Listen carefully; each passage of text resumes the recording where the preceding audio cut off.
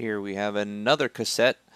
Now, not at 30.3 FFFR is how to load this one. They're not all that way, but Softapes were done this way for the specific series of, the module number 1 to module number 8 series of tapes. And it's the same video I showed you before loading module 3, but it doesn't get old, does it? That's awesome. Love that stuff. All right, let's jump ahead to the menu.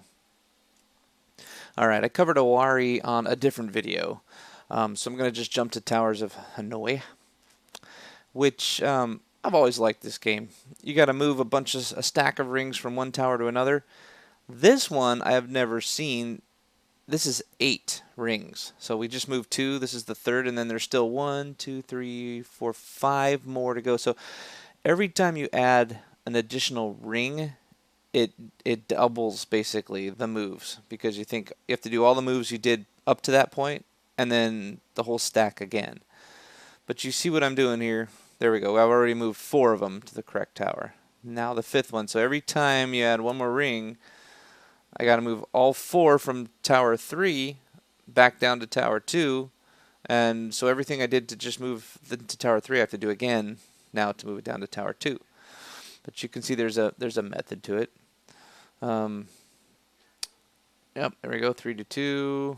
And you got to move 1 to 2, 1 to 3, 2 on to 3. Then you can move the big one onto that one. Exactly.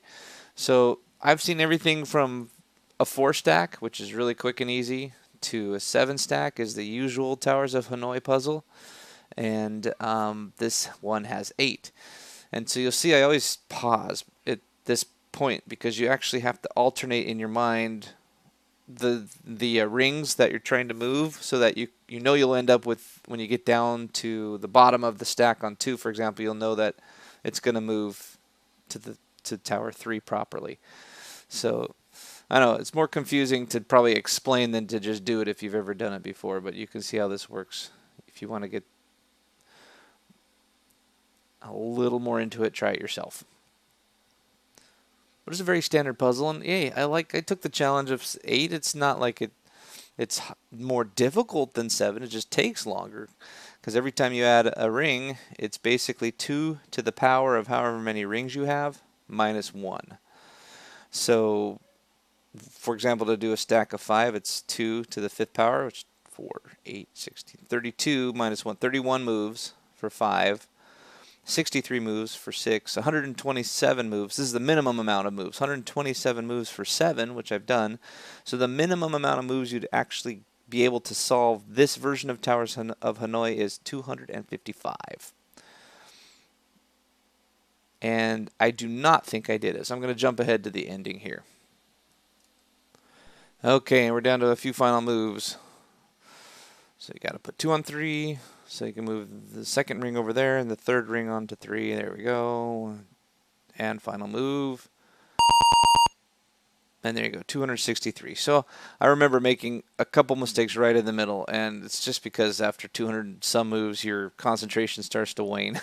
But, I'll try it again sometime and get 255. A perfect game. Now we're going to try Hexpawn, which is another little puzzle game. It's a chess with pawns, and all you have to do is try to promote one of your pawns by moving it to the other side of the board. What's funny about this game is the AI is not all that strong. He should have taken me, because now all I have to do is move my pawn in square 5 in the middle to take up there on square 3, and that's a win. If the computer AI was really good, actually, there should be no way for white to win. No matter what white does, this is an unwinnable situation for white unless black makes a mistake. Okay, so that's the correct move. Now you see if I take back with 1 pawn, he can take back. And if I don't take back, he'll win on the very next move. So you have to take back with the pawn. And either one, right or left, he has a response that should stalemate me. So if I take, he takes back, then I have to take him, and we're at a stalemate. If I'm going to try to move past him here, he can win, like he just did. You see, so you have to take back, and by doing that, don't really have any other options. So again, you can win this Hexpawn, and I don't know if it was programmed that way, not to play a perfect game, but actually give you a chance of winning, which is kind of fun. So you look for the mistakes in this version of Hexpawn, because if you really, like I said, analyze all the different move possibilities, there is no way for white to truly win. It's one of the old chess puzzles. All right, so he took again. This time I'm going to take back and see what he ends up returning with. Okay, so that's what I mean right there. He moved forward. Now I have no way to stop his pawn, and I have no way of winning.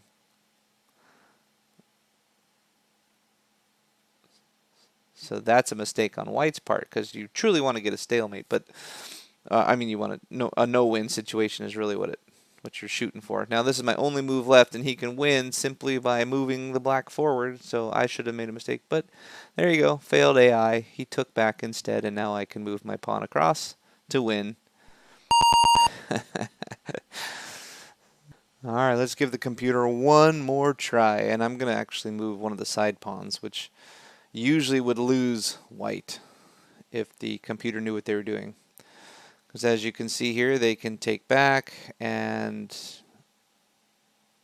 yeah, or this is I only have one move left to move forward, or I can take back.